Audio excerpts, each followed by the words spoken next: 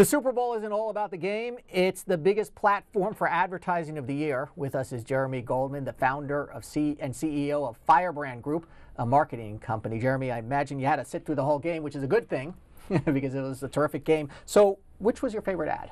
You know, it's really actually hard this year to say because there were so many that were effective, like the Amazon Alexa campaign. That was one of them. Obviously, the NFL had its own ad, which was pretty great. I think the Toyota ad focused on supporting the Paralympics and kind of going a little bit bigger. That was probably my favorite. Okay, let's take a look at it and play it.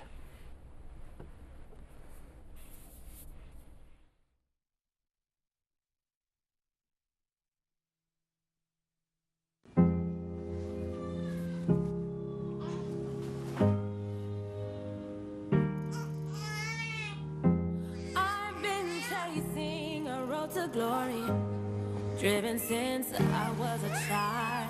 You tell your life is a game, but it ain't a game to me. The lights are calling my name. Yeah, I got the energy to put it all on the line. If you knock me down, I'll get up again. I'll get up again. If you knock me down, I'll get up again. I'll get up again.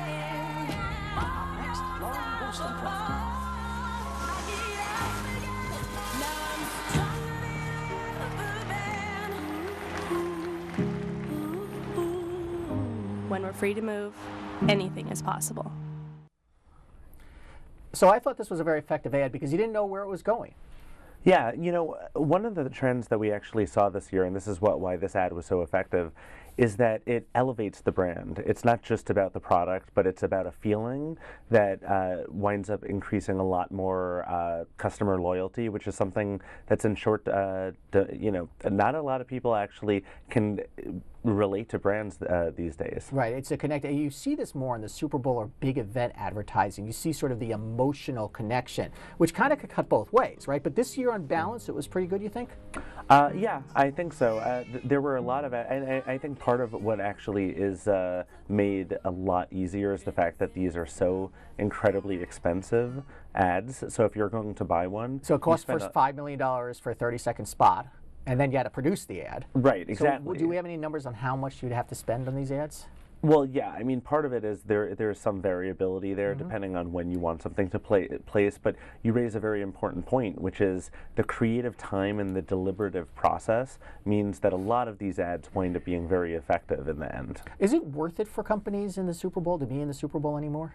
The short answer is it depends. If you have the ability to run multiple ads to reinforce a particular message, and if you're a consumer brand, then yes, it can definitely be effective.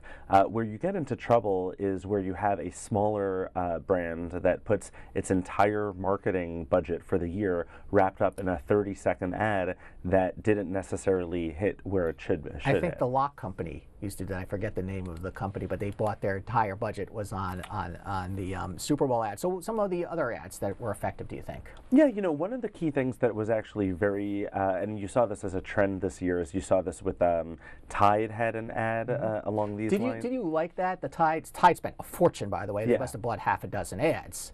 Yep. Do you think that was effective?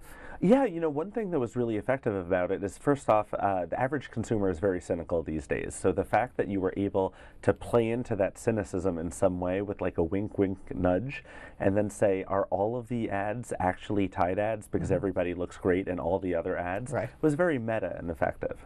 And they need the PR at this point. Yeah, no, definitely. Let's talk about the Ram ad, which was the Martin Luther King ad, and I think we have that. Let's play the clip and then we'll talk about it.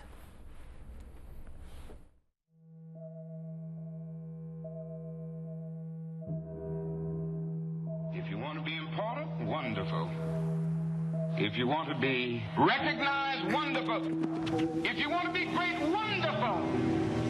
But recognize that he who is greatest among you shall be your servant. That's a new definition of greatness.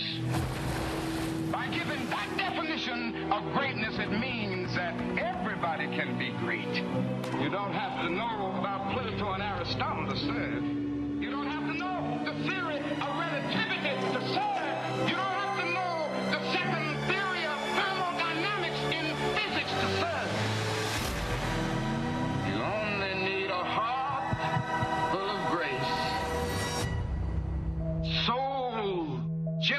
I love.